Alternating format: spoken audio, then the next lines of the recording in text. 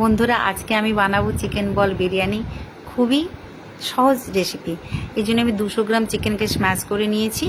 চিকেনের মধ্যে দিয়ে দেবো হাফ চামচ আদা বাটা, হাফ চামচ রসুন বাটা, হাফ চামচ কালো গোলমরিচের গুঁড়ো, আপনারা সাদা গোলমরিচও দিতে পারেন, হাফ চামচ গরম মশলার গুঁড়ো এবং নুন স্বাদ মতন। এইবার আমি এই সব জিনিসগুলোকে সুন্দর করে মেখে নেব এবং মাখা হয়ে গেলে এগুলোর থেকে আমি মাঝারি আকারের বল তৈরি করে নেব। আপনারা আপনাদের পছন্দ মতন বলও তৈরি করতে পারেন। দেখুন, আমি পুরো সবগুলো চিকেনের থেকে বলগুলো বানিয়ে রেখেছি। এবার আমি 1 কাপ পরিমাণ চাল 80% সেদ্ধ করে নামিয়ে রেখেছি। ছোট আলু সেদ্ধ করে ছাড়িয়ে ফুড কালারে ডুবিয়ে রেখেছি। সামান্য পুদিনা পাতা, একটা পেঁয়াজ, বড় পেঁয়াজ একটা কুচোনো, 1 চামচ আদা রসুন বাটা এবং বিরিয়ানির মশলা। এবং বিরিয়ানি মশলাটা আমি ঘরেই বানাই। আমি খুব সামান্য তেলে এই বিরিয়ানিটা বানাবো, এই জন্য আমি 1.5 চামচ পরিমাণ তেল দিয়েছি। তাতে আমি গোটা গরম মশলা ফোড়ন দিয়ে, ফোড়নটা ভাজা ভাজা হয়ে গেলে তাতে আমি দিয়ে দেবো পেঁয়াজটা সুন্দর করে ভাজা হয়ে গেলে আদা রসুন বাটাটা দিয়ে একটু নাড়াচাড়া করে আমি জল দিয়ে দেবো। যেহেতু আমি তেলের পরিমাণটা কম রেখেছি সেই জন্য আমি এখানে একটু জল দিলাম।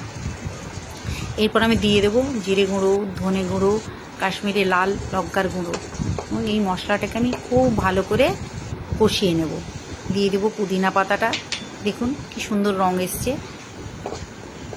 আমি মশলাও খুব কমই ব্যবহার করেছি যাতে ব্যাপারটা হেলদি হয়। এরপর আমি এতে দিয়ে দেব জল এবং ভালো করে মশলাটাকে মিশিয়ে নেব। জলটা যেই ফুটে যাবে, পুরো মশলা সহ জলটা ফুটে গেলে আমি বলগুলো ওর মধ্যে দিয়ে দেবো। বলগুলো আপনারা ভেজেও ব্যবহার করতে পারেন, কিন্তু আমি এতে ডাইরেক্টে দিয়েছি। আপনারা ডাইরেক্ট দিয়ে দেখবেন, খেতে খুব ভালো হবে। টেস্টের কোনো স্বাদ আলাদা হবে না। দেখুন বলগুলো কি সুন্দর সুসিদ্ধ হয়ে গেছে।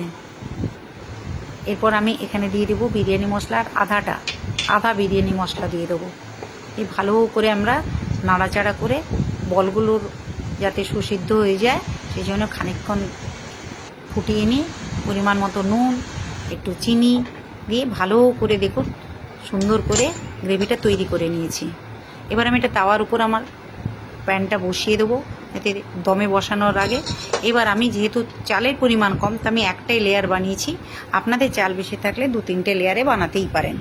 ওপরে দিয়ে সাজিয়ে দেবো ফুড কালারে ডোবানো সেদ্ধ আলু এবং এখানে আমি আবার বাকি বিরিয়ানি মশলাটা দিয়ে আমি এটাকে দমে ঢাকা দিয়ে দেবো।